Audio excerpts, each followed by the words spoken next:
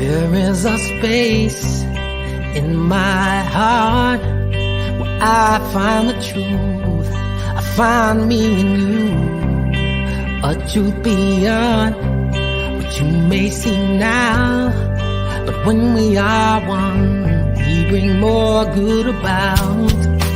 No matter who or what you call yourself or where you come from, yeah. There is a place in this world with open arms right now. Welcome to love, welcome to peace, welcome to our community. Be who you are, let your light shine. We're so much more when we unite. You are welcome here. You are welcome here. I see with new eyes, allow and unfold, embrace and let go, trust the flow. There's a freedom in love when you follow your heart. Together we are stronger than we could ever be apart. No matter who or what you call yourself or where you come from, yeah. There is a place in this world with open arms right now. Welcome to love, welcome to peace, welcome to our community. Be who you are, let your light shine. We're so much more when we unite. You are welcome here. You are welcome here.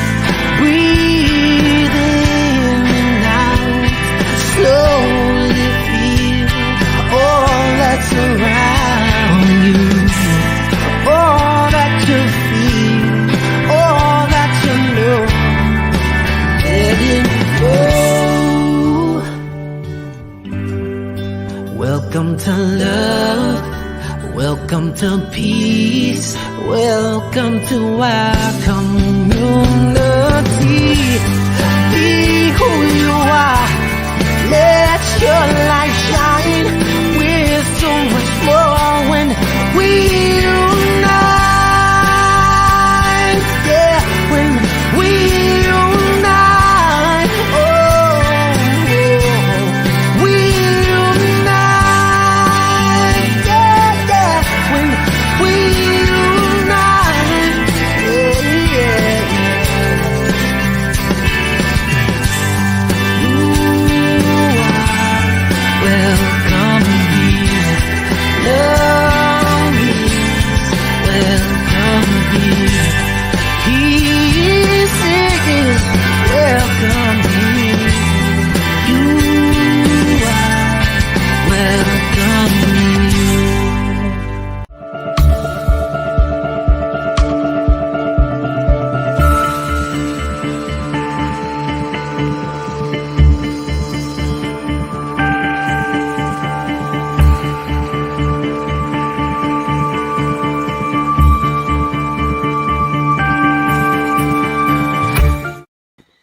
Yes, we are here. We are back, and you are welcome here to the House of Love. It is Transformational Tuesday. Good morning, good afternoon, good evening, good night, and good day to you, wherever you are at this very moment in time. Thank you for tuning in to yourself first, and then tuning in to Ade Presents Being You. When you tune into yourself, you get to be you.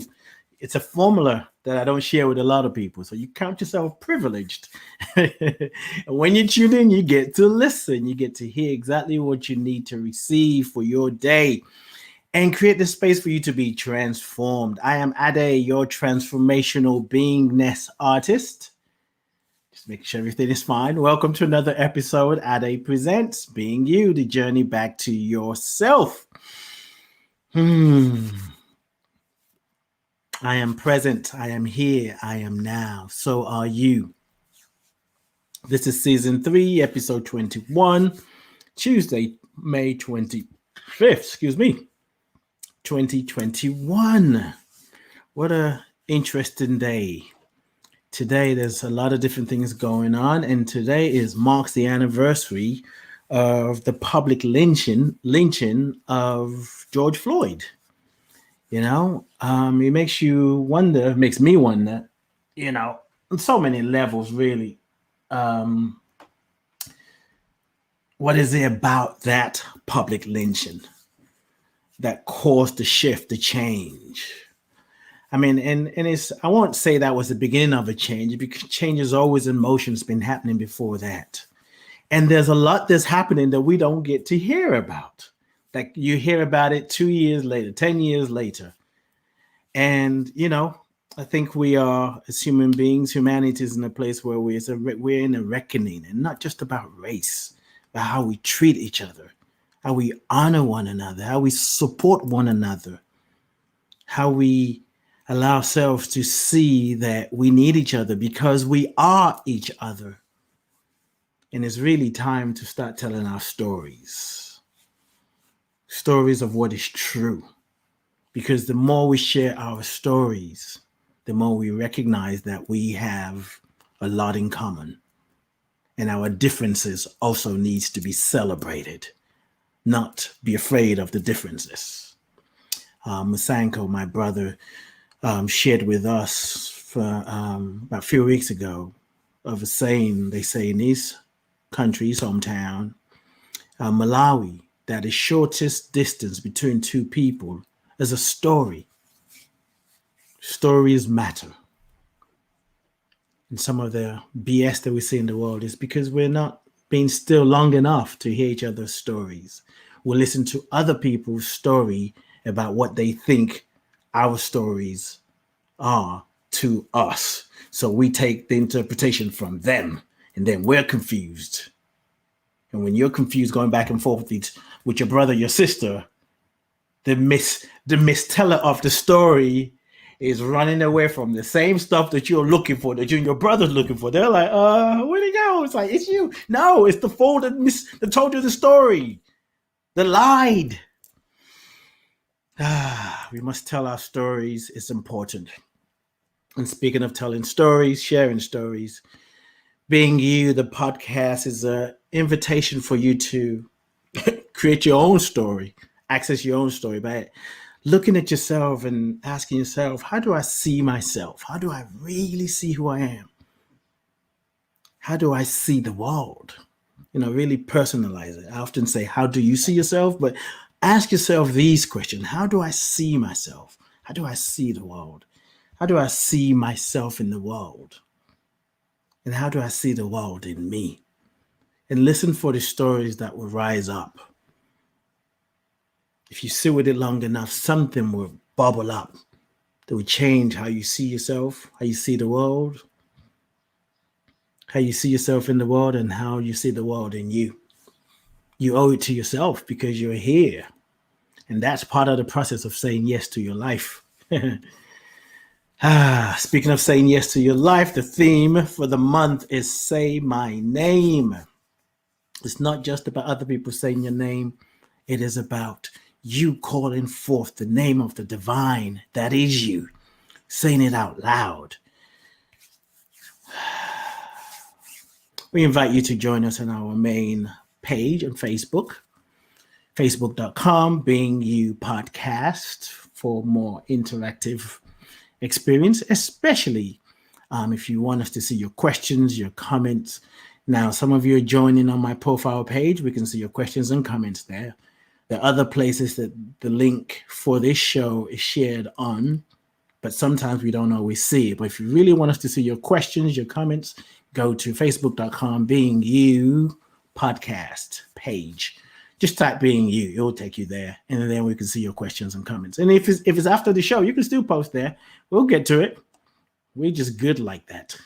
We get shift done. We keep shift moving. If you didn't know, now you know. Speaking of shift, some of you may be wanting to shift your career and do things differently, or toying around with the idea of having your own podcast. Maybe you do have a podcast and looking for host insight. Well, I invite you to check out libsyn.com, libsyn.com. I partner with them. And why do I want you to do that? Because you can get something for free. Yes. The only thing you have to do in return is use my promo code. So you got to type it. That's the only thing you're doing. ADE. I mean, come on now. 3 letters. To get something for free, you can do that. But you don't have to. It's just an option. There are many options out there in the world. So libsyn.com, check it out. LIBSYN, promo code ADE, ADE. And you're guaranteed to get at least 1 month free, depending on when you sign up. Today's the 25th. So if you sign up today, you'll get the rest of this month free and the whole of June. But if you wait till the month of June and sign up from the 2nd, not the 1st, the 2nd of June, you get the whole of June free as well as the whole of July. I mean, come on, can't beat that. Libsyn.com, check it out. Every Wednesday, my dear friend and I, we host Soulful Feeling, Soulful Song, Soulful Conversations. Ricky Byers Beckwith is who I'm talking. No, start that again. Ricky Byers. I went into the memory there. Ricky Byers and I, we host Soulful Feeling every Wednesday, 6 p.m. Eastern. No, 6 p.m. Pacific, 9 p.m. Eastern, and 2 a.m. UK time. That's Thursday morning UK time. Join us every Wednesday. Check us out. It is a great show. If you've missed it, catch the archive.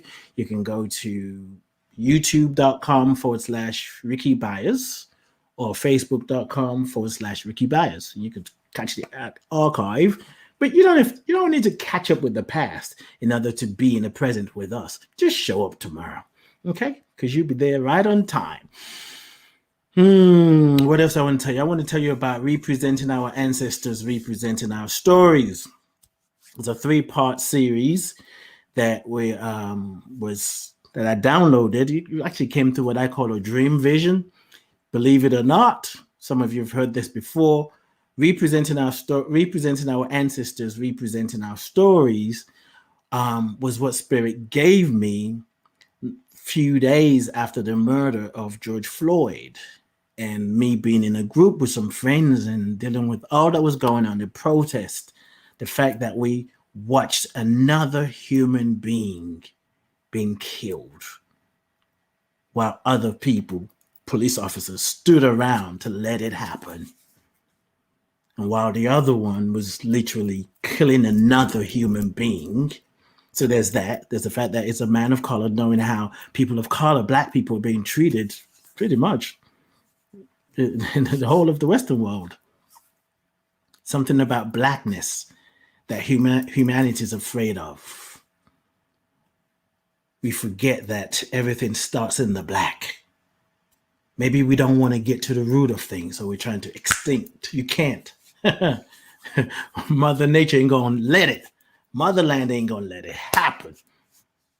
No matter how much you rape a people, a country, a culture, it rises up again.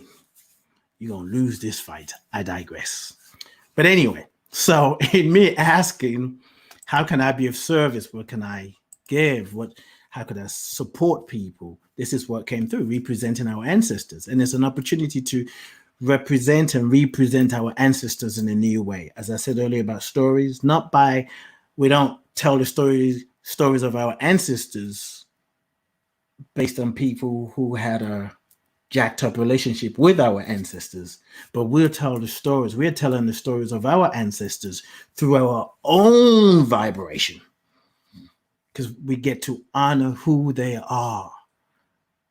We honor all their stories, whether they were oppressed or were liberated people. They weren't all oppressed. They were creatives. They were visionaries. They were dreamers. They were inventors. They played, they laughed. They enjoyed life. They communicated with spirit. But because of the the small amount of craziness that goes on in the world that is magnified and amplified through the media and human nature. Sometimes we have a need. Sometimes there's something in us that think we want to amplify what is not working, while so many other things are moving on now. I had to check myself a few days ago. Like, it's so easy to focus on what is not happening and the struggles and the challenges, but there's so much more going. My body is doing what it needs to do. I'm healthy. So we got to remember the things that is great, that is powerful, that is unique, that is magnificent about us. And that's what we're doing with representing our ancestors, representing our stories. We're telling new stories. We're not victims. We're healers, we're teachers.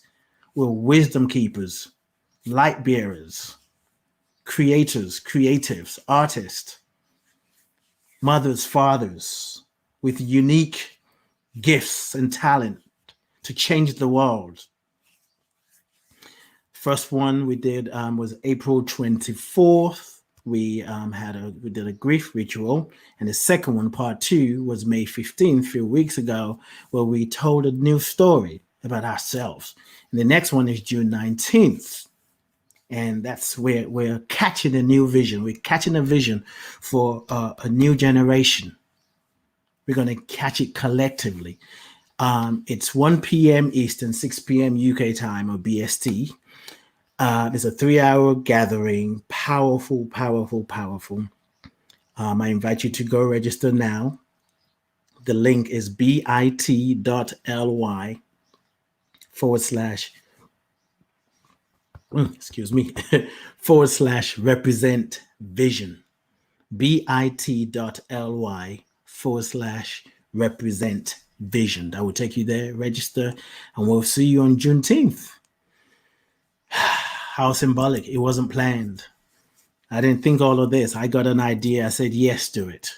And here we are doing this around the time that George Floyd was murdered. And there's so many things I want to say about lynching. We may get to talk about it. Maybe just something that I'm feeling now. I'll just move through it. Just there's so much. Life is always communicating. Life is always speaking. Life is always telling us what is really happening. And if we don't pay attention, we miss it. The answers are right in front of us. Not just about what's going on with other people, but what's going on in our own lives. And it's really about paying attention to what we feel. Listen to your emotions. Tuning in. Listen to guidance. And it's a good segue for me to introduce our guest today. She's a dear friend. The theme, the title for today is Say Yes to Your Life. And she's someone that I feel and know that she is a yes to life. She shows up. I'm going to read her bio, and I'm going to read all of it. Oftentimes I kind of take out some things from people's bio, because people are waiting to get onto the guest. But I really want to read Nicole's full bio because it tells a story. And so let me read it. Nicole Mckinzie. A freelance agent for God is what she has been named, due to her consistent manner of stepping in and bringing calm, joy, and encouragement to people. Nicole is a teacher who has taken her experiences in law enforcement, and she's very good at that. She listens, go, just neutral expression, like, do you hear what's going on here? And then when she gives it to you, like, woo, she's paying attention. Anyway, she takes all the experience in law enforcement, finance, and education, and creates a philosophy that not only engages you, but encourages you to live beyond your comfort zones. A native of Florida, Nicole credits her small-town upbringing, her spiritual foundation, and her exposure to facets of life that some could label as good or bad as her catalyst to see people, places, and things beyond the surface. As an avid reader and student, Nicole has taken the time to study with some of the greatest minds of our time. However, it doesn't end when the class ends. She takes the lessons and shares with young and old. Nicole says, everyone has a gift. Everyone is reachable. Our methods may change, but no one should be excluded from living their best days every day. And if I can be a part of the journey, then I am blessed. A graduate of the University of South Florida, Nicole has received several certifications as well as served on church boards, community organizations, and also finds ways to support local and national initiatives that are near and dear to her heart. Speaking of the heart, she comes from the heart. She cares about humanity, and I love how she shows up in the world. So, ladies and gentlemen, boys and girls, psychics and skeptics, physical beings and non-physical beings, help me welcome my sister, my friend, myself, Nicole Mckinzie. How are you doing? I am good. It's so good to see you, Ade. Yes, yes, Thank you. yes. Thank you. The freelance agent for God. Thank you for taking our call and being and showing up for this appointment. Anything for you, you know that. Yes, yes, yes. And if you want to reach Nicole, or you're not sure if you want to reach her yet, write this down. Her email address is revmup. No, that's not what it is, but that's what it is. We might talk about that later. It's REVNMUP at gmail.com. REVNMUP at gmail.com. Hi, so good to have you here. You're looking radiant, Well, joyful, thank you. It's good to be here. You know, I love and to you. I be love this guy. listening to you. I I was completely engaged in everything that you were sharing. Yes. It's like, keep Yeah, going. I think let's have a conversation. So I have some questions that have been bubbling up for me during the morning. It's like, oh yeah, that would be a good question to talk about. But feel free to let's dance together. You know, you can link it together. I know you can do all that anyway. Or if you say, I want to go back to what you said, that's fine too. We're just having a conversation, inspiring people. So I think, just checking in with you. How are you doing? Because I see I feel like there's a lot energetically happening that I think sometimes it's not often named, or we just think, oh, it's us trying to catch up. I'm just feeling overwhelmed. I'm just tired. But I just sense there's a different energy going on. And how are you? How are you moving through this new phase of human existence after? Well, I don't know if I can say after COVID. On the other side of lockdown. Yeah, that's another way to say it. Right. Um, with me, it's been very different. You know, we've talked to different people. You and I have discussed this on everyone's perspective on how the pandemic not only changed their day to day life, but has also changed their perspectives and Mhm. how they, what's the word I want to use? Engage in life. I think we'll go with that. Um, as for me, the pandemic, yes, it changed many things, the day to day. However, there are so many things new that I discovered um, that were available.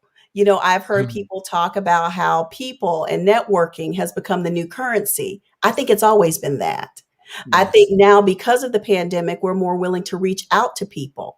You know, you're allowing people to see more of your vulnerabilities, and that's okay. Mhm. So for me, I think what I have been able to do is not only reach out to people in areas that I may need a little extra assistance in, whether it's caring for someone, making sure someone is cared for, including myself. Mhm. Um, but I think what it has done, it's expanded the network of people. It's Mhm. expanded the outlook on availability in order to assist in whatever is needed. But with that, to your point, today is the anniversary of George Floyd. And I thought the fact that you use the word public lynching, it's like, yes, that's exactly what we Mhm. saw. Mhm. But it was in that public lynching that I think people who disregarded many of the things that we've been saying now for years in terms of the treatment of marginalized people, they were able to Yes. see it play out. So Mhm. I even think that post pandemic, you know, from conversations that I've had with people, um, their outlook is different and they're seeing, you know, before it used to, I don't see race. Right. So of That's course you don't. right, exactly. Whereas now it's, I'm sorry for saying I didn't see race. What can I Mhm. do to help? How can I use Mhm. my, in their mind, little bit of privilege to help? Mhm. Yeah. These are the conversations that I've been engaging with and I just think it's been a great thing. And I think it's good for people to come out and say, I didn't know. And let's not shame them for saying that. Yes. Some may feel it's not our job to educate them, but at the same time, they're asking, even if we direct them to someone else. But let's not shame them for saying, I really didn't know, I didn't understand until. Mm-hmm. And Mm-hmm. whatever that until is for them. For many people, George Floyd was the until. For Yeah. some people, it was hearing personal stories because many of us now are sharing our personal experiences that we never shared before. Mm-hmm. Well, I should say didn't share it with people outside Right. our Right. immediate circle and group. Exactly. Whereas now Exactly. there's more of a voice. It's like, well, that happened to me X number of years Mm-hmm. ago, or this Yes. happened to me when I was in college, Yeah. or this happened to me when I was a teenager. Like the experience is not new. Mm-hmm. The outcomes are just different for each Right. one of us, but Yeah. it is showing up in all of our lives. It's showing up. And the coronavirus, whether we believe it's a pandemic or plandemic, it's like a scientist that is telling us that, oh, this is what your nervous system does, and this is what your brain does. It's already been doing it before Yes. the scientists told us what our body does. So the coronavirus highlighted the pandemic that weren't aware of. I'm saying we, Yes. generally speaking, the ones we didn't want to see: racism, injustice, Right. the systemic oppression that happens not just in America but here in the UK and other places in Europe. Then it's still happening, you Yes. know, and people were doing everything to suppress it, to say that was then. Over here they'll say, oh, that's in America, they have race issues and a different, that's only going on there, which is another way for people to hide. But what I do know is part of the correction, the healing, the reconciliation is actually what we're talking about today. Individually saying yes to life. You may not always be comfortable. We are going to feel stretched. Yes. Either way, if you're not saying yes to your life, to your gifts, to your talent, you're still going to feel stretched. It's Yes. going to be uncomfortable. But there is something about aligning with your divine mission that changes how you deal with things on a day-to-day basis. And I couldn't think of a perfect person for this topic in conversation, because for me, saying yes to life is how I see you. You show up. It's like, I don't know when you surrendered, but you show up as a surrendered being. Like, here I am. And we're going to go a little bit more into that. But before we do that, I want to ask you your name, actually names, your first name and your last name, to tell us what it means and the history. What does your first name mean? And of course, your last name is Mckinzie, Mckinzie, or Zie, depending on where you are in the world. Did I say that right? Yeah, I did. Instead of Mackenzie, you're the first Kin that I've met. So I want to know the history. How did that happen? And also, I want to know the meaning as well. Well, I'm going to go the common way, like, how most people, they'll go look up their names to see Mm-hmm. what their names mean. Mm-hmm. So from what I understand, and I've been able to verify, in books, Nicole means victorious. Mm. Mackenzie means the one or leader. Okay, say the first part again, because the thing, we had an interruption. Mackenzie means the fair one Okay. or leader. So when that was first brought to me, Mm-hmm. it was a lot of pressure. Why? Because you're thinking, okay, so it was almost as if there was an expectation that you will be victorious in everything that you do because that is your name. Your name is not to be shamed. You are not to shame your name. Mm-hmm. But with that also comes that piece of the expectations of not shaming sometimes means staying with the status quo. Mm-hmm. And my status quo is not everyone's status quo. My yes is not everyone's yes. I'm not going to show up in the world the way most people have expected me to show up in the world. So what does that mean? So in terms of that, I've always been given this sense of pride when it comes to my name. Um, when I say Nicole or I hear someone say Nicole, Mhm. there's a way that I respond to that. There's a way that I choose to respond to that, you Right. know? Same thing with my last name. My great grandfather, that's his last name, and before him, and so on and so on. So, Mhm. and we know our history, so we know the possibility of where that name originated. But just because it may have originated in shame doesn't mean you carry that shame. You take it and you take ownership of it and you make it yours. And Mhm. that's what I have tried to do with my name. Mhm. Okay. So you could say Nicole with a tone, you won't get a response. You say Nicole with respect, Mhm. then you get a response. Mhm. Same thing with Mckinzie. So I Mhm. don't carry any shame around it. I embrace my history, sort of like when you're opening, when you talked about your ancestors. I honor them. I carry them with me. I call upon the wisdom in every circumstance or situation. And I move through life with that. Mhm. And, it doesn't mean it's always been a smooth road. There have been some bumps, Mhm. but I made it over that bump. Yes. If I had to take a left turn instead of going straight, that's what you do. Um, Mhm. but in terms of a name, I'm proud of my name. That's the name that my mom gave me. And that's the name that I carry and I own. And I try and honor it in the spirit in which it was given to me. Yeah, you definitely lead victoriously. They show up as a leader, because you and I have conversations and things you have to address or deal with. Sometimes I'm like, "What? Really?" And you be like, Yeah. I'm not gonna ask, but I could have asked. Tell us what your day is like on an average week. I don't think we have that much time. No. Oh boy. But what I Yeah. do want to say, talk about your day. I mean, who we are today has a lot to do with those who came before us. Yes. And a conversation you and I have had several times is around, I think, is your maternal grandmother, right? The grandmother who she's very clear about what she's clear about. And when there's clarity, there's power. Yes. Um, Tell us about your grandmother and your relationship with her, because, and there's a reason I'm asking this, because I believe that when I'm talking to you after you told me about her, I'm like, ooh, that's a grandmother coming through. Um, and tell us about your relationship with her and how you see how that relationship influenced you when she was in the body and now that she's in the spirit realm. And maybe it doesn't, maybe it does. I already Okay. know the answer, but go ahead.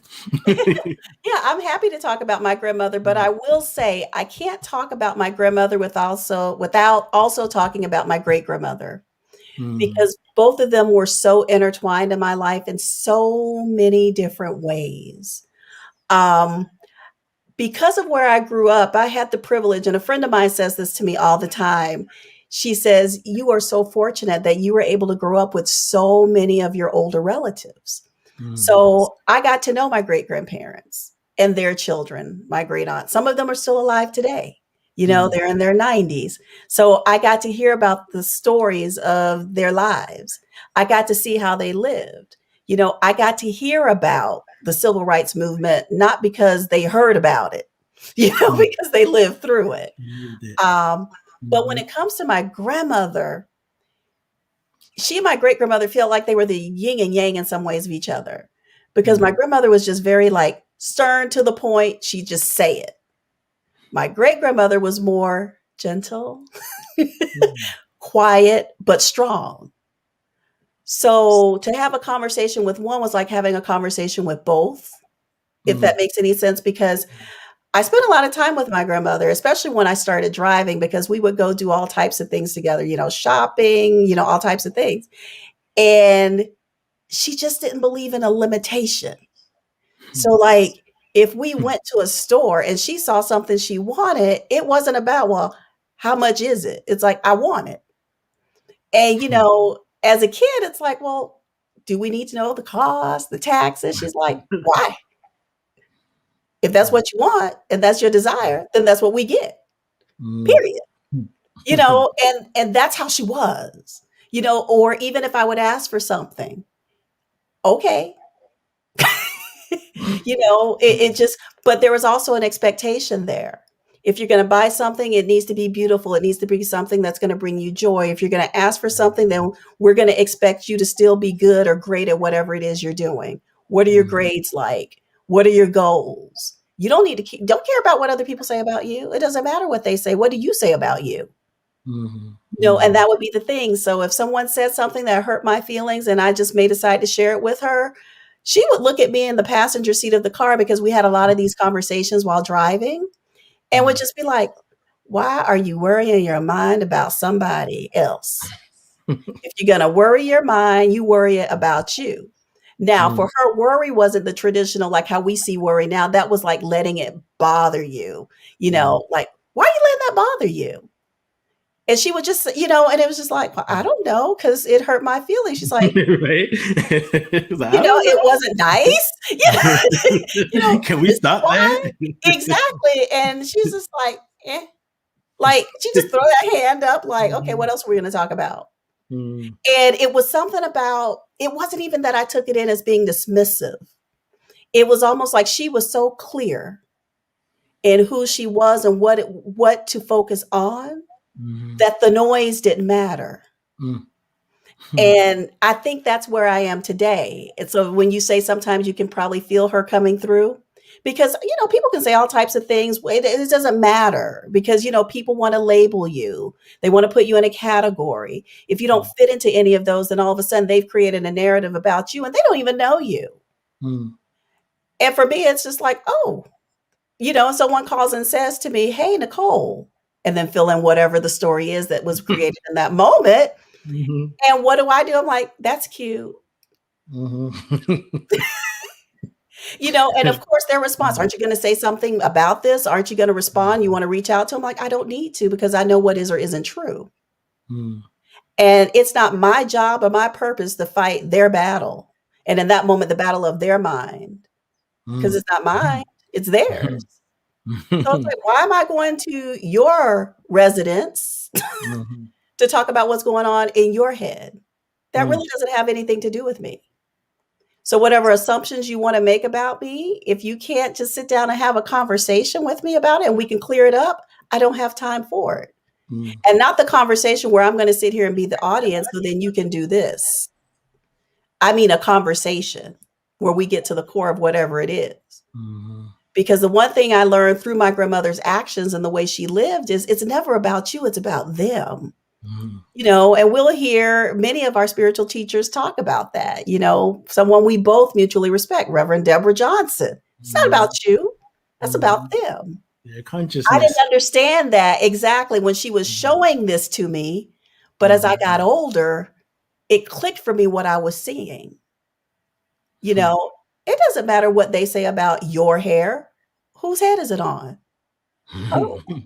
Well, I gotta give out my hair. It's like, but it's your head. Let's go. Yeah. I don't know. I'm struggling with, just whatever it may be. And she just had this way. And so, and that was it. So she would come at me that way. My great grandmother would just be more like, and you're waiting for a response. It's like, what? And it's like, well, what? So what do I do? What are you going to say? She's like, And her whole thing was, I don't use my time to talk about things that don't matter. So if gossip came into the room, she would just get up and walk outside, because in her mind, it didn't matter.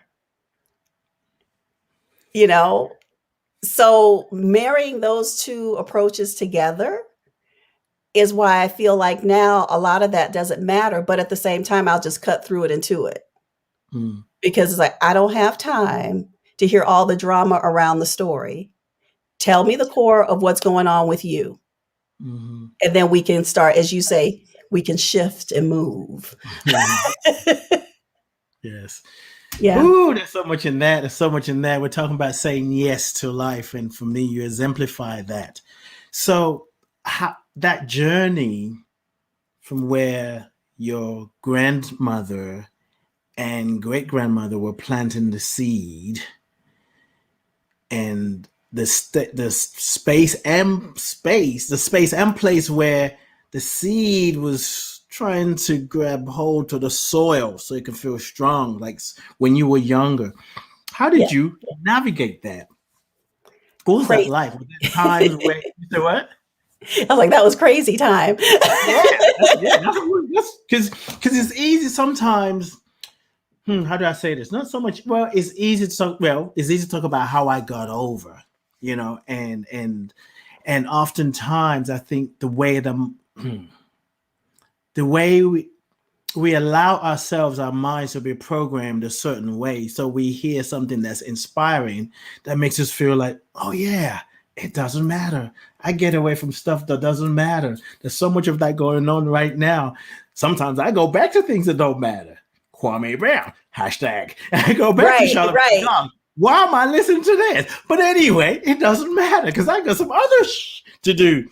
Right. But the times when the seeds that were planted inside of you hasn't quite taken root, how did you navigate it? What are some of the things that you had to encounter, especially never to be able to get to a place where the seeds took root, they grew, and now you're saying it doesn't matter. How were you able to go? Yeah. Remember when we were rolling into, I think it was 2020, and people did that video thing on IG, and it's say depression, jealousy, and then 2021, we're like, we don't really know what we're going to bump. But how were you able to get to this point? So the place in between. I think it started for me with the feeling place. Because what I started realizing is, as I was holding on to things that they kept saying didn't matter, it didn't feel good. It's like, why do I feel sad today? Why is this bothering me? Why am I crying today? Right? So then when I really started looking at what it is that was making me sad or what was making me cry, whether it was something going on within the family unit, right? And, the first thing people want to do is talk about it, right? But not really take action. They were just talking about it. Well, just talking about it kept bringing up the pain around it, right? But I would look at them. My grandmother would be the one to take her purse and go confront it, right? She'd go at it. Yeah. And then she's like, and then I'm done, right? And then she's moving on like, what are we going to eat tonight? And it's like, wait a minute. This person's been upset for like 3 weeks. You take a 5-minute drive and deal with something and then it's over. So I think what started happening, I started watching that. So then when things would come up for me, whether it was a peer saying something negative about me, a professor accusing me of this is an example I'll give. When I was in college, I was in this philosophy class and, I was a freshman and I had written this paper and the professor just straight out accused me of plagiarism. Now I'm only black face in this class. Wow. And his response unapologetically was more like, there's no way with your background, you would have this type of insight. Right. Now, it's not like I left that particular class skipping back to my dorm. It wasn't like you can go into it didn't matter. Right. I couldn't go straight there. Right. I didn't know who to go to, what to say, what to do. There was no one I knew to call. I didn't know what to do. So I sat with that. And then I'm looking around at the university, looking at the campus. It's like, well, if he thinks this, why am I even here? Right. So I went into that kind of space. And then all of a sudden, I started thinking about those lessons. And I think this. And the reason I use this example is because that's where everything really shifted for me. I started thinking, I wouldn't be here if I didn't belong here. I may not look like everybody else in this classroom or in this space, but I got here. My grades got me here. My hard work got me here. What's my name? kind of moment. Say my name. Right, exactly. And I'm then victorious. exactly. And that was the moment I actually started to learn about the ancestors, because I was also taking this Black experience class, and a lot of that started coming up. So then I started thinking, we just studied about being able to call upon our ancestors in the times of trouble. This man doesn't know me, and I don't have to prove anything to him. I just have to do me, be me. Now, of course, that's not the language I used then. uh, This is a more I've been a polished little bit version. more. Exactly. And so when I went back to that class on that Wednesday and I sat in the front, and at that moment, it's like, you're not going to, whatever you think about me, that's your problem. And then I went to him and I said, I'm going to rewrite this. Now, I know I didn't have to, but I rewrote it. But it was the same paper. Right? He's like, yeah, there were some good insights into this. There's some good insight into this. Right? But it was that moment, because that was, I'd always had experiences, with people making assumptions, stereotypes about me. I'm a darker skinned girl, so there would be biases about that. I'm in a smaller town, so it's like, oh, you may not know this or you may not know that. But I had different family members that exposed me to a lot. Okay. So I may not have been in a larger city, but I had a lot of experiences that gave me a vision beyond. And that's what I carried with me. And even in those experiences, I never felt ashamed about anything, my family, any of that. There was never that. So when I went back to that classroom and I sat there and I took those lessons in. Did you sit in front because you were trying to tell him something about you, like, you're going to learn today? Right. If you thought that meeting was going to send me running back, you lost. I'm the winner. I'm the victorious one. So not only am I back, but now I'm 10 rows closer to you. And you're going to look at this face every session until the end of this semester. And when you want to challenge something that I've written, bring it. Because that also became the point where I really learned, and you and I have talked about this.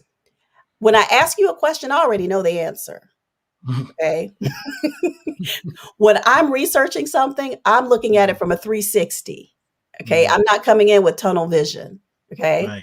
So when you come back at me, see, that time I wasn't prepared because, I'm 17, first time away from home, but that put that in me.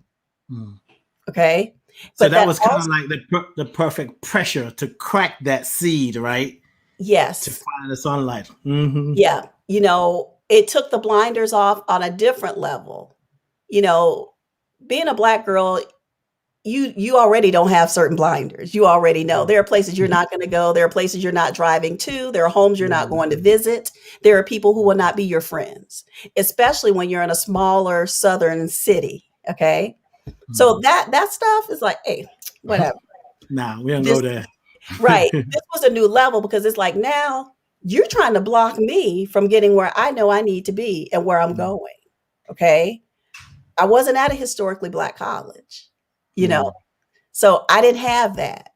You were happy to see another random Black face in a classroom or across campus, like, hey, like you just, oh my God.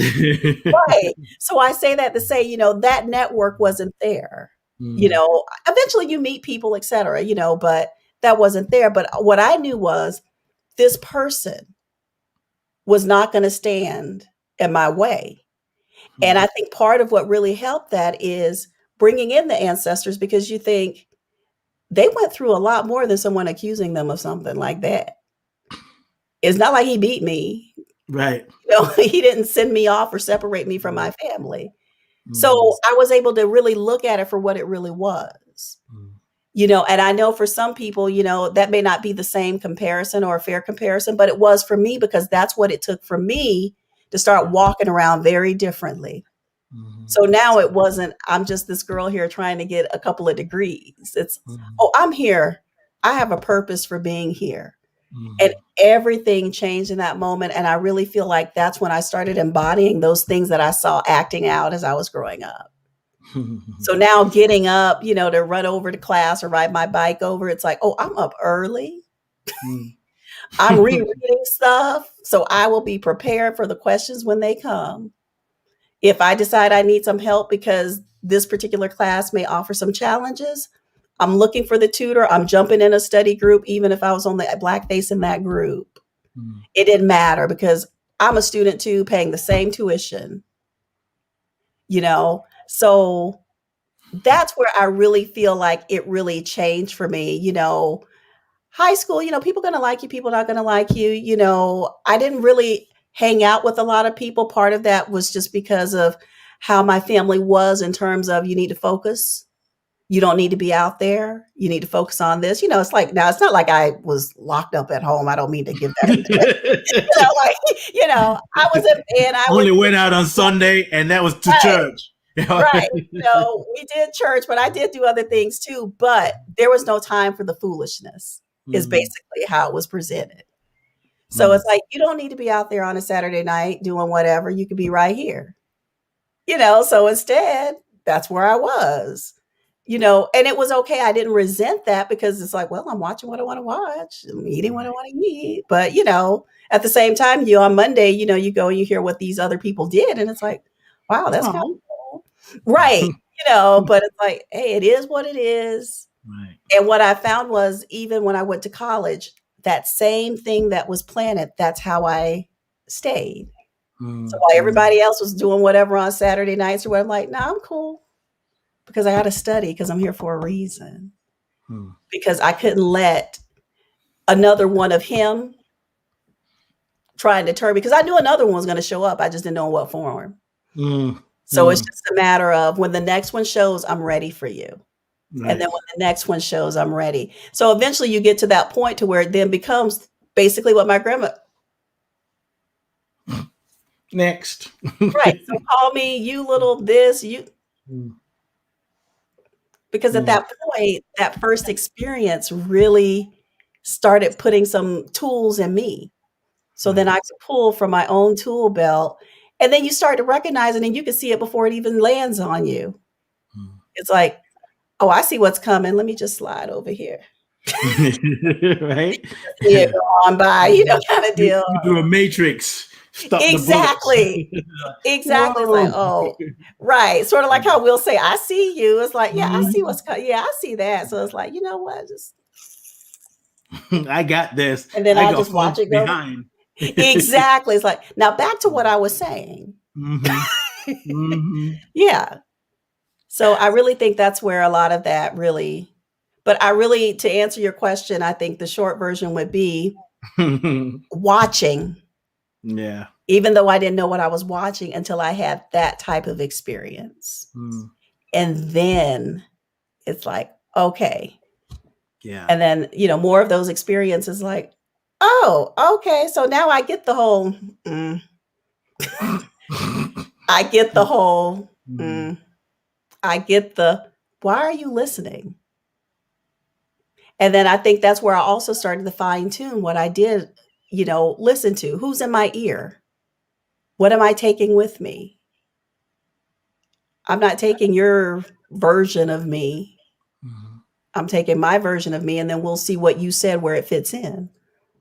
So if you give a whole bunch of descriptions, then don't land where I am. It's like those other words, you can just keep those, but I'm going to take this one. Great. Even though that was part of your greeting, but I'm going to stick with that. Well, it's because I'm thinking of what they say. It's like, it's not what happens to you, is the meaning you give it, is your interpretation. Right. And there's so many other things that come up for me that's kind of bubbling up as a question. And we might go back to that. But a thought that just popped up for me is like, here's a good time to ask this question, is you've worked in law enforcement. I mean, I almost missed it until somebody nudged me like, you ain't going to let that slide by. I was like, no, I wasn't.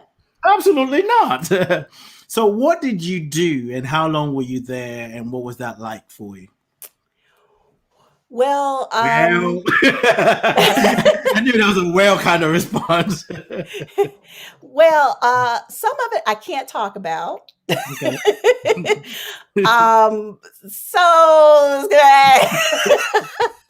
let's see, how can we do this? I wasn't trying to give you a curveball, but I literally just, thinking of all this going on in America with law enforcement and the relationship with, generally speaking, black people and the police officers, some of the things that we still keep finding out. And really, it's not like there's things that we're finding out on the news. I don't know if you heard the recent story of a man that was tasered and dragged in Ohio, I think, 2 years ago before George Floyd. It's like, yes, yeah, I think I did hear about that. Yes. things like that still happening because just Mhm. humans can do evil things. Humans are not evil. Humans can do evil things. There's a distinction there. So, Right. so I just wanted to, just to kind of hear about your experience, whatever you can share, and maybe some insight into things that can kind of get people to maybe shift their own mind, or maybe one day they can go into the or somebody could be saying you're crazy with how they're treating us. You out of your mind. I don't know.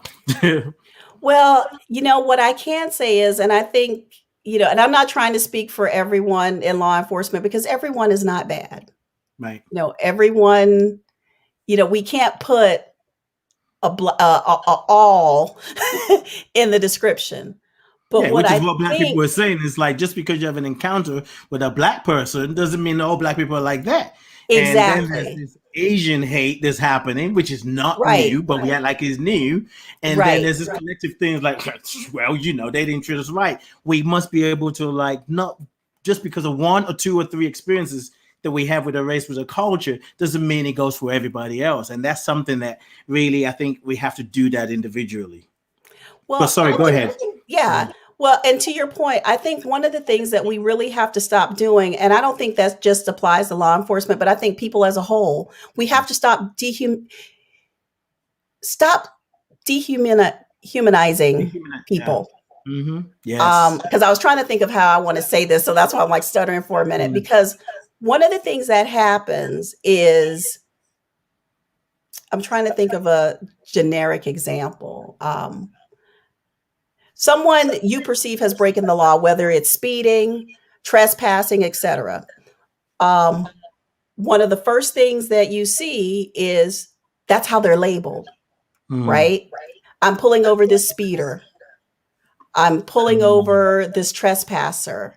We're going into this home filled with domestic violence. We're getting ready to raid this trap house, this drug house, right? So you're not even thinking that there are human beings on the other side of that door, that car. You automatically walk up with a stance of you are wrong, right? So when you do that, it puts you in a certain position. There are certain formations that you go into when you feel like you're on the attack. There's a certain defensiveness that you are. I'll have a friend sometimes may come up behind me and tap me, and I don't know she's there. I immediately go into a stance, right? She's like, "Whoa, what just happened?" And this isn't something I've done for years, right? But it's still here, So I think one of the first thing is we have to see these people as human. Yeah. Even that word criminal, right?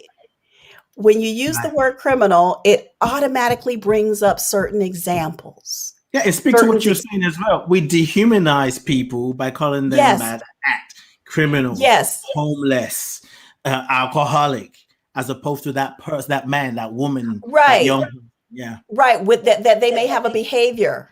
Yes. Right. We're judging them based on the behavior. So we've taken away the fact that he or she is a human being based on their behavior.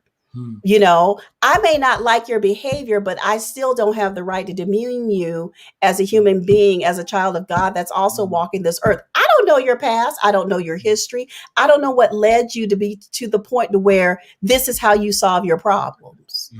I don't know that. Okay. But what I do know is if you continue on this particular road, you're going to end up somewhere else, And I think that's part of what I was able to entail in the aspect of what I would do, because part of it is I would have to meet the people. I would have to talk with them. I would have to talk to their families.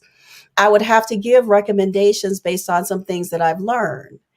And one of the things that was continuously consistent was that you would see the pain. Mhm. It wasn't dealt with, right? Mhm. So you have this person. I don't know what to do. My family, we're hungry, we're tired, there's violence, there's whatever else. But I see this household and they're living very differently, even though I know it may be by illegal means, right? There's Mhm. no one telling him, no, you can't do that. Right. Because in his mind, we want to eat next week. Okay. So if I go do this now, we can eat next week, Mhm.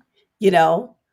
So then all of a sudden, so this kid gets picked up, right? First time. No one's asking him why. No one's saying anything. They're not asking any questions. It's like, you did this, you're going to prison or you're going to juvie, period. You were caught red handed, right? There's no rehabilitation. There's nothing happening there. If he's lucky, he may end up on probation, but that just depends on the type of officer he or she may have. And that's not knocking probation officers because there are some really good ones out there too. It's like all levels of law enforcement, there are good people, but there's systems that keep you from being able to help them in the way that sometimes they need the help. So it's this thing, but I really think, to answer your question, we just have to see everyone as being a human. What we saw as George Floyd, that man wasn't being respected. No. He was down there on the ground asking for help, and this person did not treat him like he was. You don't treat another human being like that. He was treating like it's an animal. Like, Right, and that's exactly Derek it. was like putting his feet on him, like, "Oh, I caught this animal," Right, and the and animal was that's like, exactly "What?" it. Like, and he's like, "Oh, whatever. You're gonna die soon. I can put you on my wall and say, look what I did, my trophy." Exactly. Exactly. Hmm. Exactly. But I really think it goes back to, we just have to remember that we are human. There are people, we've all had moments where we've had disagreements with someone. Um, they may have whatever grievance against you. You don't even know what you did, right? Mm. And they're upset with you. You can go Right. there if you choose to, or it's like, you know what? I can see you as hurt. I can see something's hurting you. But if you don't have the emotional intelligence or the ability to at least try and have a conversation so we can figure out what's really going on, then there's nothing I can really do for you. That's Now, right. that doesn't mean I have to go and badmouth you, sick people on you, or Mhm. whatever. It is. You live your life that way. I'm going to live my life this way. Hmm. But I think sometimes when people get a little piece of authority in whatever role that may be, because, it's just not law enforcement that does these things.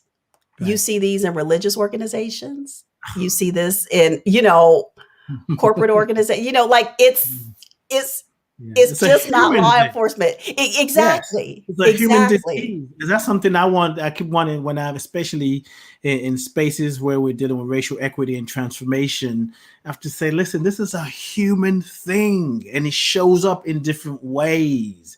It Right. shows up as classism in UK, but it's Yes. still the same thing. It shows up as caste in India. It is the same Right. if you have light skin or dark skin, or where you're from, north or south.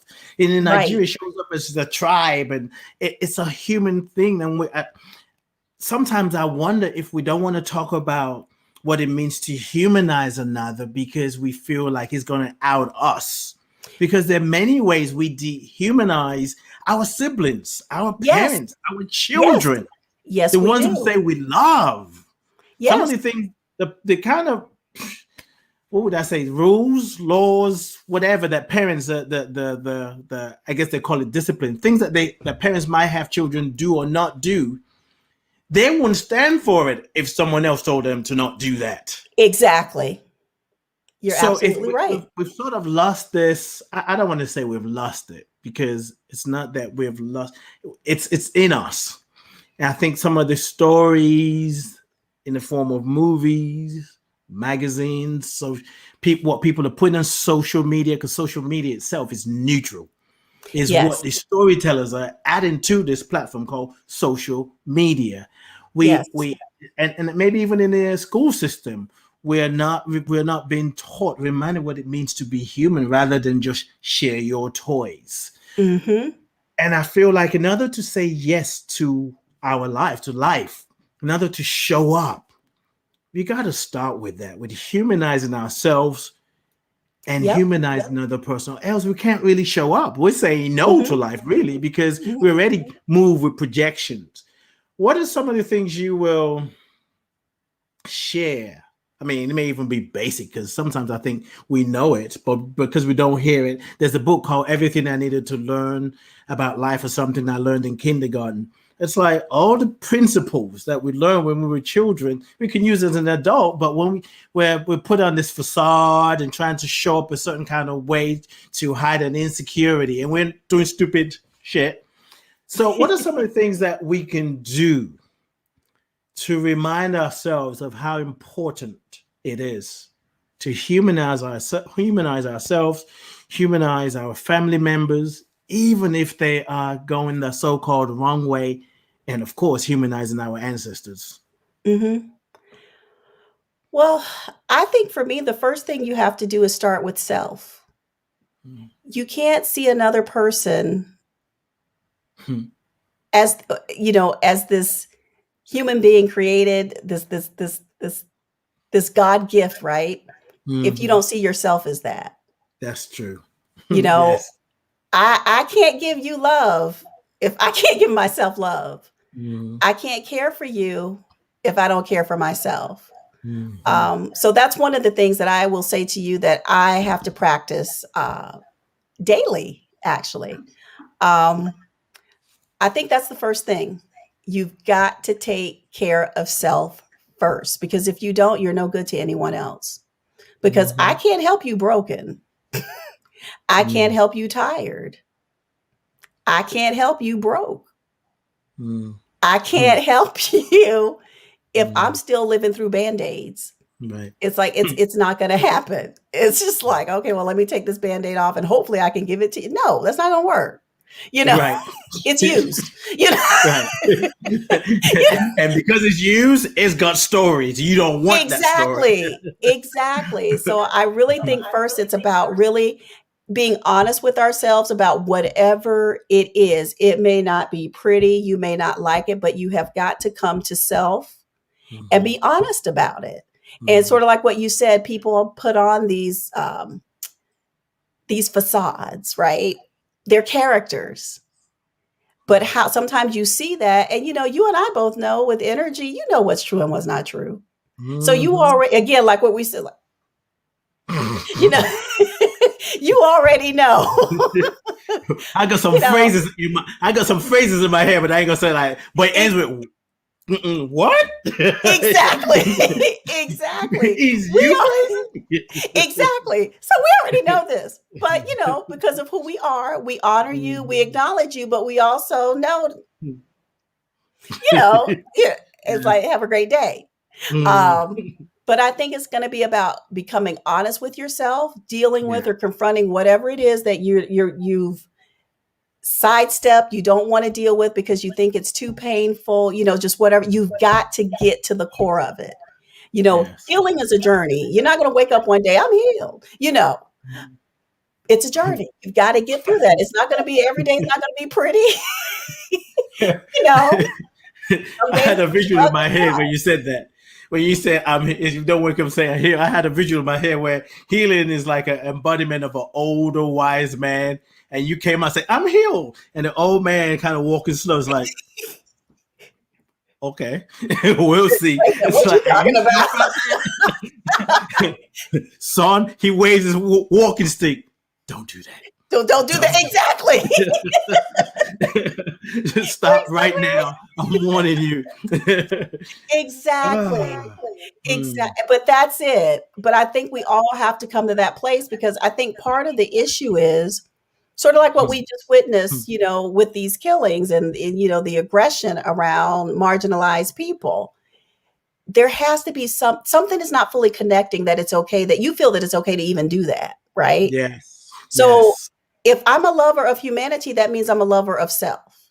Mm. So as that, I can't harm you because it's not in my DNA to be able to do that. In order for me to harm you, then something wrong, something is not connecting Mm-hmm. in that sense. And it may take some time to get to that space. And I think be okay with that. Mm-hmm. The person who says, well, I did this and I was able to resolve it in a week. Well, that's you. Right. We're all different people. You may have completed your degree in 3 years. This person may have taken 6. No judgment. You still left with the degree, you Right. know? So same with healing. But I really think that has to be a key component before we can even start working with others. Because the other thing that happens is if you are not working on your own healing within your journey, when that person comes to you for help, you will be of no help Mm-hmm. because you're bringing your stuff into their stuff and all that stuff is mixing up together. And I used to, just to keep it so, and all Yeah, it's just a I'm mess. interpreting in my head. Don't worry. You just keep talking. Listeners are Exactly. interpreting what you're saying. Yeah. So you bring it all together and then it Yeah. becomes a mess. And then they're looking at you side eye like, I thought you said. And it's like, well, you didn't tell, it's like it becomes a whole nother It's like, thing. oh my Right? God, this is worse. Right. I should have shut up. This is why I don't talk to Exactly. people. This is why we don't communicate. And then we go back Exactly. into that cycle. Yeah. Exactly. And then you retreat. And then it Mm. becomes them versus me or them versus us. And then all of a sudden now we're separating. And now we've taken the humanistic aspect out of the relationship. And now they've just become the label. Mm. All because you tried to help somebody when you hadn't helped yourself. Mm. Mhm. you Mm. know? And so that's why I say that's the first piece. And I think when you're able to do that, and to that point, like we said, heal, it doesn't happen overnight. But when you start to see it because the world starts to look differently. And the things that would aggravate you or just piss you off or just get you to that state for some people of rage, you just look at it and because then you see the DNA of it, you see the algorithm within ourselves. Because there are algorithms, but we have our own internal algorithms. That's right. And when Mhm. certain things, sync together, Yes. but you want to make sure that whatever starts sinking within you, it's proactive and not reactive. Mhm. And then that's the next piece. When people start to come at you for whatever things it may be, you just chill with it. Mm. They can be bouncing around, escalating tones, projecting voices throughout. It doesn't phase you because for you, it's like watching a film. It's like, look at Right. Right.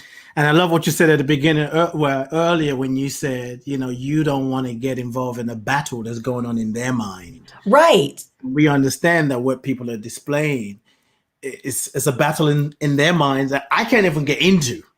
I don't have Right. the code. I don't have the password. I don't have the DNA, same DNA to be able to even understand it. And Exactly. it's funny. I love what you're doing here in this conversation. Really, it's the idea of saying yes to life. Is really saying yes to ourselves. It's saying Exactly. yes to ourselves, checking in, tuning in, listening to what parts of me seeking healing, what part of me seeking expression, what part Right. of me seeking expression that the hurt part of me, the unhealed part of me is resisting the expression. Because when we work with that, we naturally show up in whatever form we need to show up. And Exactly. yeah. So I And want to that's ask you exactly this. it. Go ahead. Oh no, I was just gonna say that and to your point, saying yes to life is saying yes to yourself. Mm-hmm. And that means yes to Mm-hmm. healing, yes to living, yes to Yes. being, yes to Yes. allowing, yes to growing, yes to Mm. challenges beyond your comfort zone. Because all of those things, that's your yes right there. He'd be like, "Can I have my yes back, please?" It's like, Can y'all not work on my yesterday? Because I'm feeling no right now. I have a moment earlier today where I want to take my yes back. It's like, and I had to say, okay, wait, just breathe, just breathe, just Right. breathe. And that's Yeah. it. Because sometimes you will find yourself saying yes to something. You're like, why did I, you're in the midst of it. Why did I say yes to this? And then for me, when Yes. that happens, I find myself looking at, but look at how much I've learned, what I've grown, how I've Mhm. expanded, not just from the base of knowledge, but just from a humanistic perspective in terms of how I see things so much differently, or may add added color where there's black and white before, you know, because I Okay, said everybody's gone. yes. Is it me? Hello?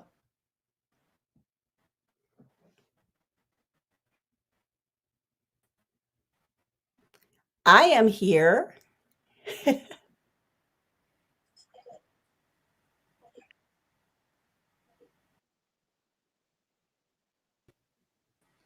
am. Okay. Okay. Am I black? You are black and back. That's right. So as long as the listeners heard what you were saying, that's all that matters, right? Okay. Satima's give me the nod. Everybody heard it because I was like, I was like, I can't hear you. I'm like, I think it's me. Um, I want to say, there's a comment here that Ellen shared. She said, it's like when they say, this is when we're talking about, really humanizing people and paying attention. It's like when they say, don't shoot the messenger. We always think we think of something bad. But what if the message is being delivered and we're missing it because we're judging and dehumanizing the messenger? Which is that Exactly. whole thing about saying yes to ourselves, doing the work so we can hear, we can listen, we can know what Right. we said. So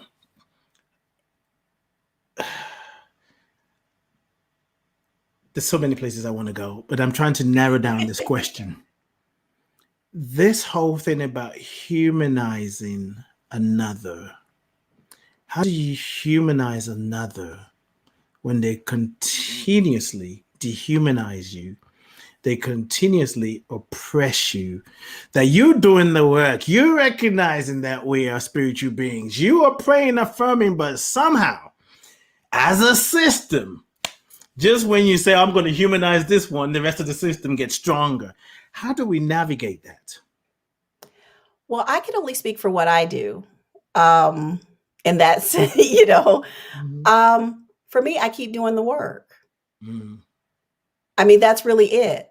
Um, because it goes back to what I was saying. It's not going to change overnight. And I think what happens is sometimes people are looking for that instant gratification. Yes. They're looking for, but I thought because I voted, right, Mhm. this would change. That was step one.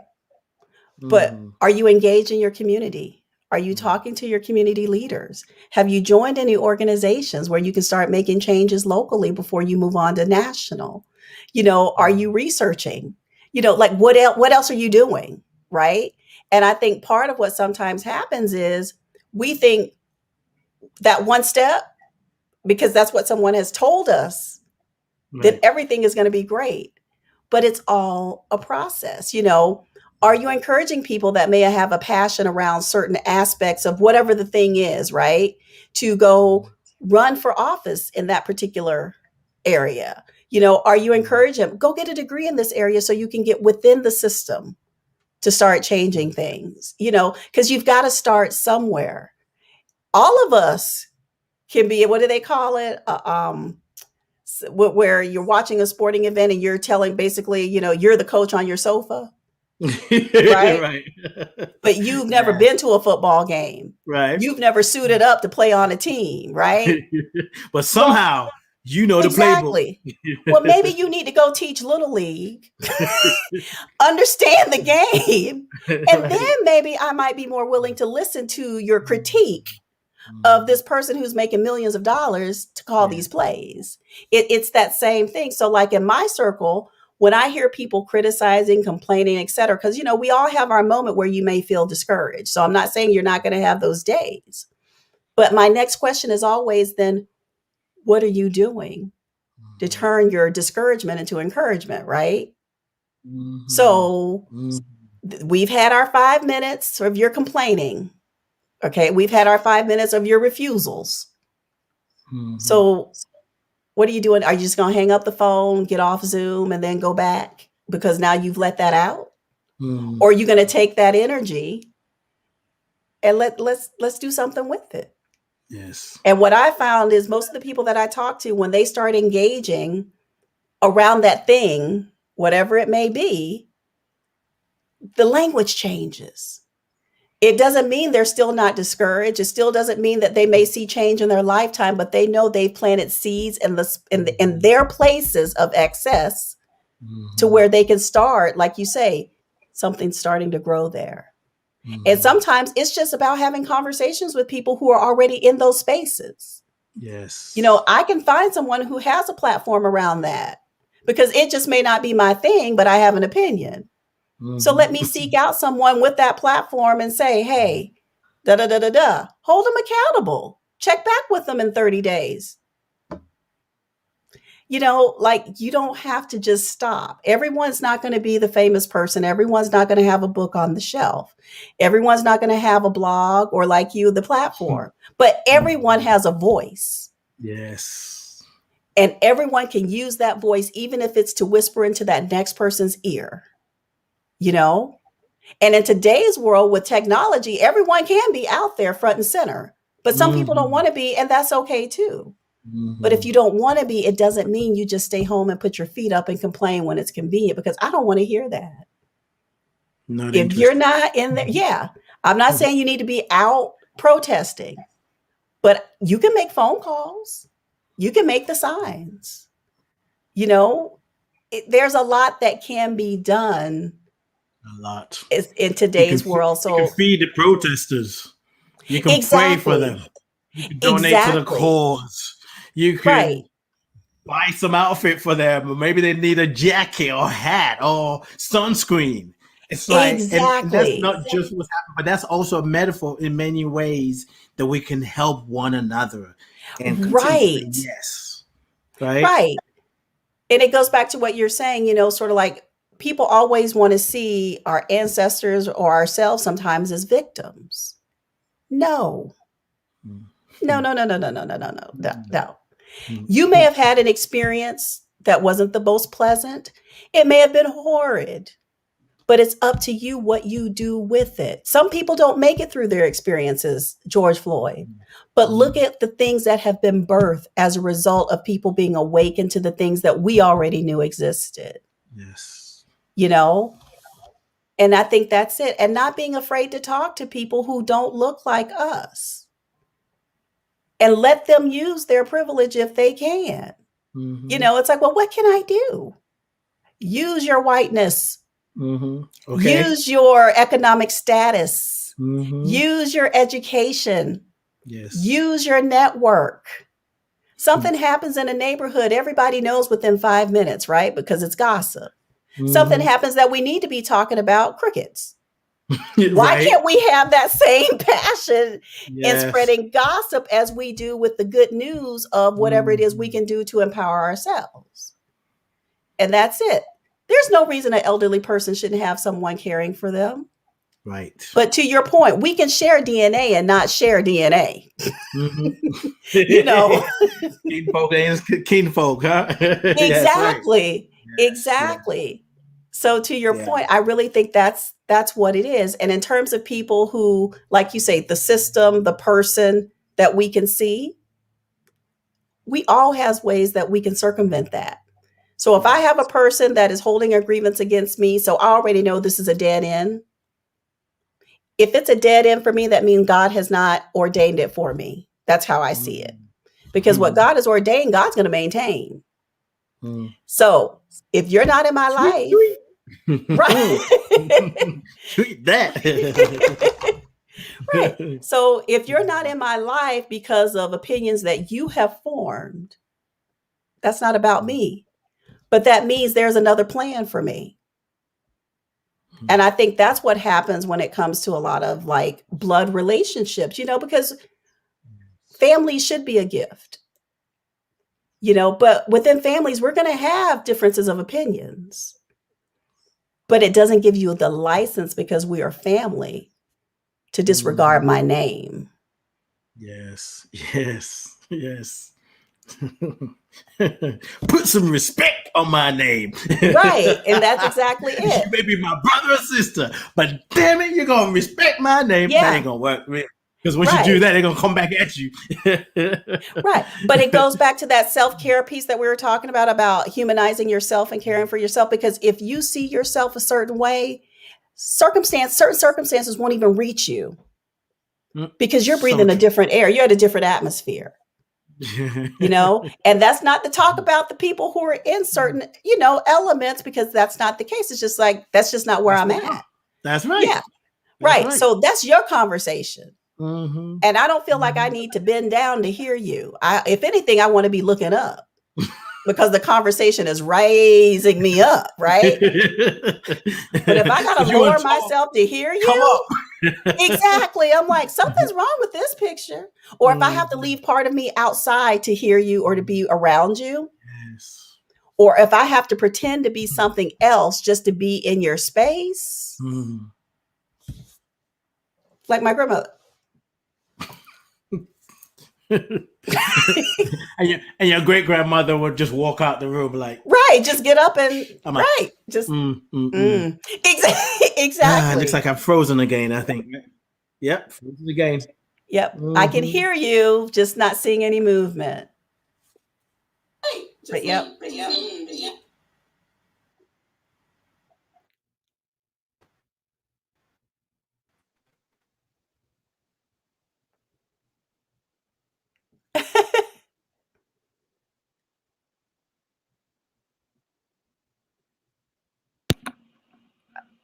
Oh, did you hear that? Oh, okay. Well, now I hear you. Just waiting for Ade to pop back in. Sorry, everyone. It's all good. That you're sending off all the technology. I'm like, yes, this is so good. Gotta love technology, right?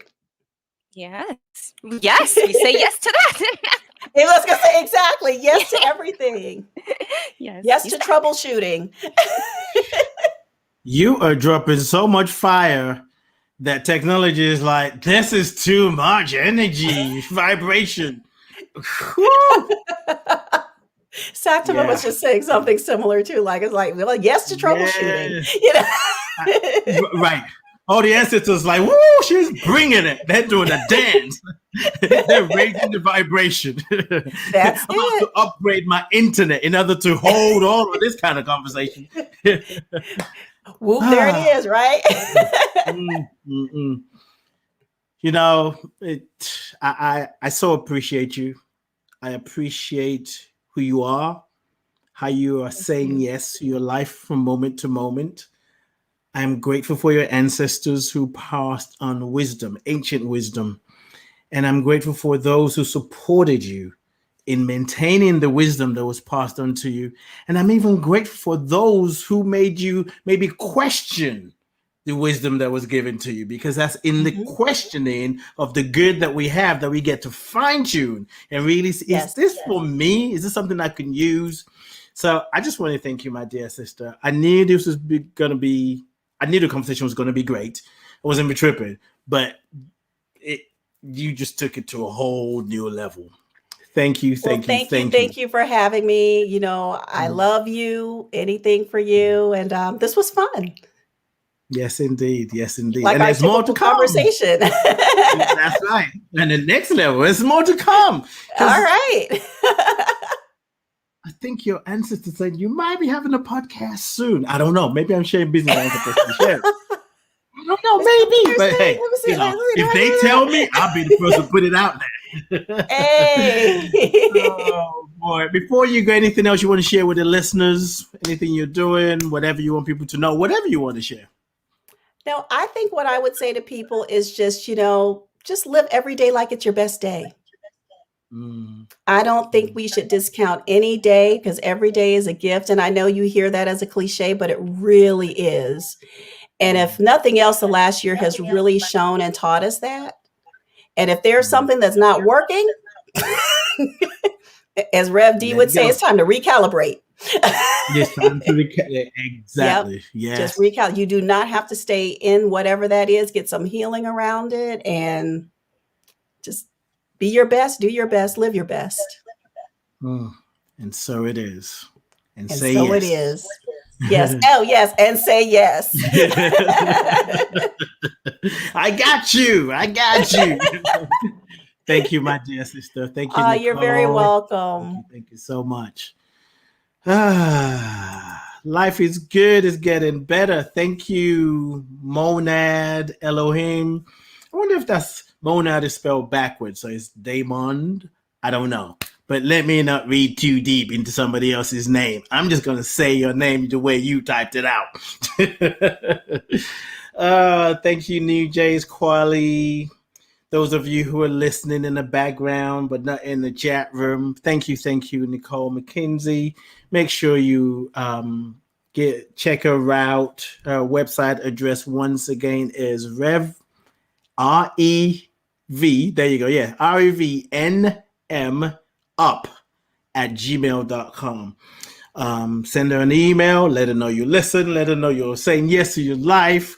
Let her know that you're ready to humanize yourself and others in a whole new way. And also let her know, she want to get on a mailing list. I just want to say that sometimes we forget, depending on what news we're paying attention to, that there's so much good going on in the world. There's so much good vibrations happening in the world, even in your life. In your present moment, like no matter what's happening to you right now, you're here listening to this conversation. And if it wasn't good enough, if it didn't have something for you, if you weren't held by the wisdom, you won't be here. So that's something good to amplify, to remember. And remember that we must feel and see and find the best in ourselves so we can see it in each other. This thing ain't going to change if we keep doing the same thing. We're just going to recreate and recreate and recreate. And I also know that, this kind of conversations doesn't make it into the mainstream media, because I heard a phrase about a few weeks ago, and it was, if it bleeds, it leads. And the premise is like, all the negative stories gets people to look into it. I was sharing an example earlier. There's some of you probably know about this. What is it? A basketball player, Kwame Brown, and something happened. Someone mentioned it to me. I went looking it up, and now I'm listening to Kwame Brown and Charlemagne and trying to, more him, Kwame Brown.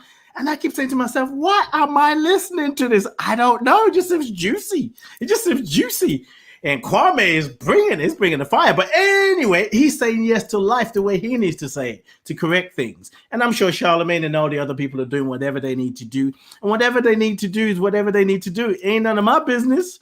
A friend of mine would say they found their Jesus, they found their path, their success, and however they're doing it. So whatever you're here to do, whatever you're here for, whatever you need to say yes to, I encourage you and invite you to say yes. Whether that means going in, doing some spiritual work, whether that means going into a therapy session, whether it means speaking to your pastor, to a coach, however you want to do it, I'm here to support you. You can go to my website. You can sign up for my mailing list. That's important. So you can get information about representing our ancestors, representing our stories, and all the other things that I'm doing, as well as if you want to take the aha moment, the breakthroughs, the insight that you got, and you want to deepen it, have an embodied experience where it's not just the head, like, oh, that was so deep, because it could be so deep, so high, but when you drop it, let it really be deep inside of you, your own heart, your own soul. Yeah, you show up as the deepness. You show up as the deep one. I love you. I bless you. I appreciate you. And I thank God for you. Join me tomorrow, 6 p.m. Pacific, 9 p.m. Eastern, and 2 a.m. UK time for Soul Fulfilling. You can join on Facebook, facebook.com/Ricky Byers, or on YouTube, youtube.com/Ricky Byers. To register for Representing Our Ancestors, Representing Our Stories, that's happening on June 19th. It's bit.ly/represent vision. Got it? bit.ly/represent vision. What is your vision for a new generation? It's in our hands. No point looking up or looking back or looking down like, God, what you gonna do? God is like, what you gonna do? I'm waiting for you. So we're here to do this. Thank you, thank you, thank you. Once again, I love you in peace and blessings. See you tomorrow night with Ricky Byers. And we're out. Peace and blessings. Thank you, Satima. Thank you, Nicole. And I need to find all the stuff I need to find. Here we go. Be who you are. Let your light shine. We're so much more when we